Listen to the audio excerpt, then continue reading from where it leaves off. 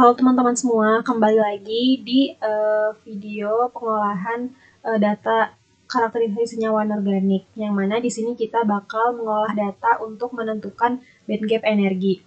Nah, di sini kita pakai yang Kudelkamang function ya, ini untuk tutorialnya, nanti kita langsung praktekkan aja. Nah, pertama itu aku dapat sampel, yaitu sampelnya ZNO. Ini nanti dalam bentuk Excel ya dikasihnya tuh si sampelnya. Nah, teman-teman nanti dapat data wavelength sama persen reflectance ini. Nah, si data ini tuh nanti bakal kita olah di origin gitu. Jadi pertama teman-teman harus nge-copy paste dulu si datanya ke origin. Kita buka dulu originnya.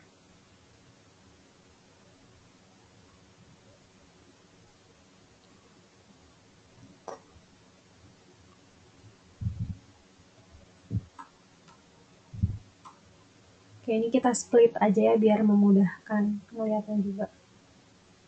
Nah, di sini udah aku buatin juga step-stepnya gitu. Pertama, di sini kita masukin dulu data wavelength dan reflektansinya ke origin. Kita copy paste aja. Kemudian unitsnya ini nanometer buat yang wavelength, buat yang reflectance itu persen.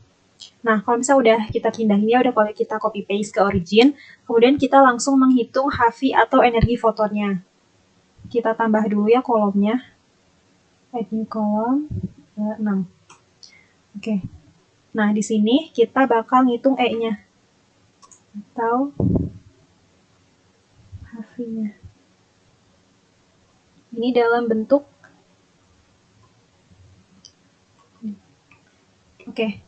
Nah, caranya itu di sini 1240 dibagi sama wavelength-nya. Nah, caranya itu gimana? Jadi kalau buat ngitung di origin itu, teman-teman bisa klik dulu kolomnya, kemudian kita klik kanan, kemudian kita pilih yang set column values. Nah, kita tulis aja kan 1240 dibagi sama wavelength-nya itu kan kolom A ya. Kita tulis aja col buka kurung A. Jadi 1240 dibagi kolom A gitu. Terus kita klik OK. Nah, dapat. Kemudian tahap kedua kita menghitung reflektansinya. Jadi kan ini kita didapatkan reflektansi dalam bentuk persen. Kita ubah dulu supaya dia nggak dalam bentuk persen. Berarti kita ngitung R. Caranya sama. Klik dulu kolomnya. Kemudian kita klik kanan. Kemudian set column values. Caranya berarti kan yang persen reflektansi itu yang kolom B. Kita tulis aja kolom B, kemudian dibagi sama 100. Kita klik OK. Nah, kalau udah, kemudian kita lanjut ke step berikutnya. Step berikutnya itu dia katanya menghitung koefisien serapannya atau K-nya. Tulis dulu K, terus rumusnya itu, kita klik kanan lagi, set column values, kemudian rumusnya itu 1 dikurangi reflectance, kemudian dipangkatin 2. Caranya, ini kita buka kurung dulu, terus 1 dikurang sama kolom reflectance yang udah kita ubah gitu, nggak dalam bentuk persen. Berarti kan kolom D ya, kolom D, terus kita tutup kurung, terus kita pangkatin 2. Ya 1 dikurang kolom D-nya reflectance, terus dipangkatin 2. Terus klik OK. Nah, ini kita klik 2 kali biar kelihatan. Oke, terus kemudian kita nyari menghitung nilai koefisien hamburan atau nilai S-nya. Kita tulis dulu S, kemudian kita klik lagi.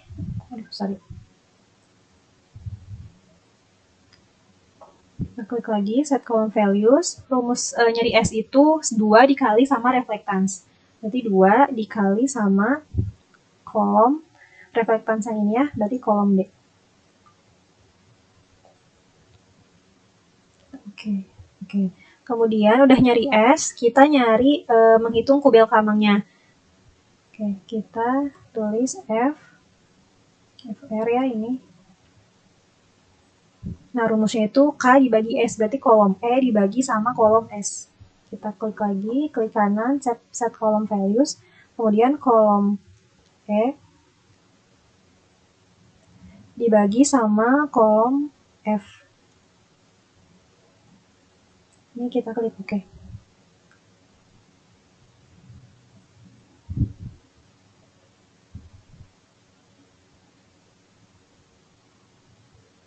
Oke, kalau udah, selanjutnya kita menentukan FR dikali HP pangkat 2 yang mana itu sebagai sumbu X-nya.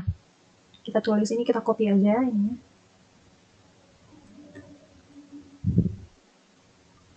Oke, kita klik lagi, klik kanan. Kemudian dia rumusnya FR itu yang udah kita hitung tadi ya, si kubel kamangnya. Berarti dia di kolom G. Kolom G.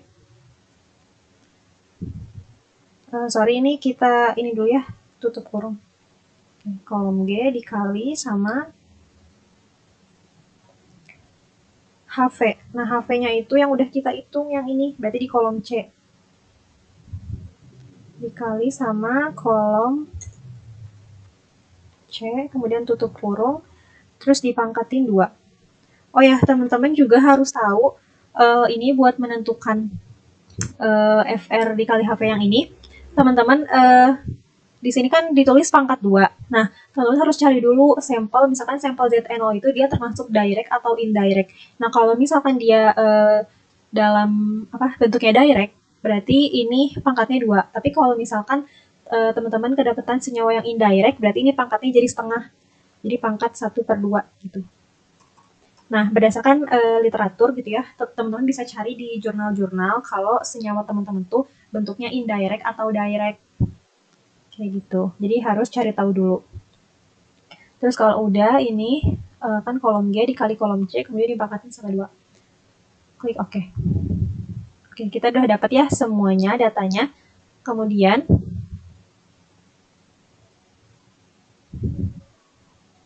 nah kalau udah teman-teman harus pastiin dulu kalau misalkan si HV yang ini tuh udah kita set as jadi sumbu X. Jadi pertama kita klik dulu si kolomnya, kemudian klik kanan, set as jadi sumbu X. Nah, kemudian kalau yang ini buat sumbu Y-nya ya, klik lagi kolomnya, kemudian klik kanan, kita set as jadi sumbu Y. Kemudian teman-teman bisa langsung plotkan aja kurvanya. Kita ke plot, kemudian line. Nah, jadi dia bakal jadi kayak gini. Nah, teman-teman harus atur juga scale-nya. Klik dulu kurvanya, kemudian ke axis. Untuk horizontalnya nggak usah diapa-apain, tetap kayak gini aja. Untuk vertikalnya kita ubah jadi 0. Terus klik OK. Nah, kalau udah kayak gini, teman-teman bisa langsung menentukan band gap-nya. Caranya itu, teman-teman harus lihat nih, mana garis yang linear. Kan garis yang linear tuh ini ya, di sekitaran sini gitu. Teman-teman bisa tarik garis pakai ini.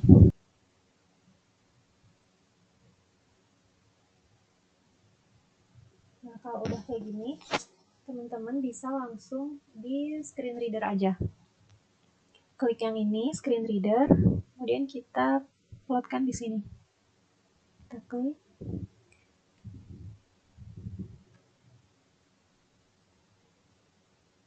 Nah, ini ya. Di Y-nya harus di mendekati 0. Jadi ini X-nya didapatkan segini 3,238, kemudian Y-nya di yang mendekati 0. Ini kita copy aja. Copy. Kemudian kita masukin ke sini.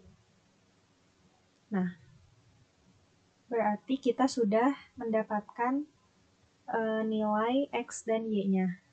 Jadi untuk Y-nya teman-teman bisa hapus aja. Karena nilai band gap-nya itu merupakan nilai X-nya. Berarti ini nilai band gap-nya. Nah, berarti nilai band gap-nya sekian. 3,2836549.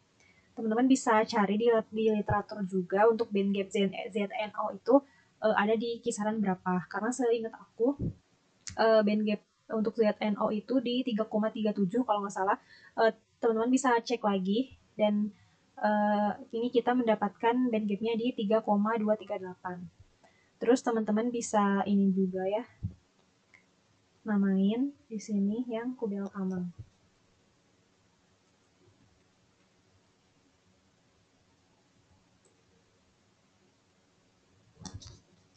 Oke.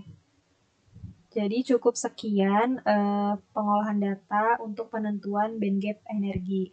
Terima kasih teman-teman karena sudah memperhatikan videonya dari awal sampai akhir. Wassalamualaikum warahmatullahi wabarakatuh.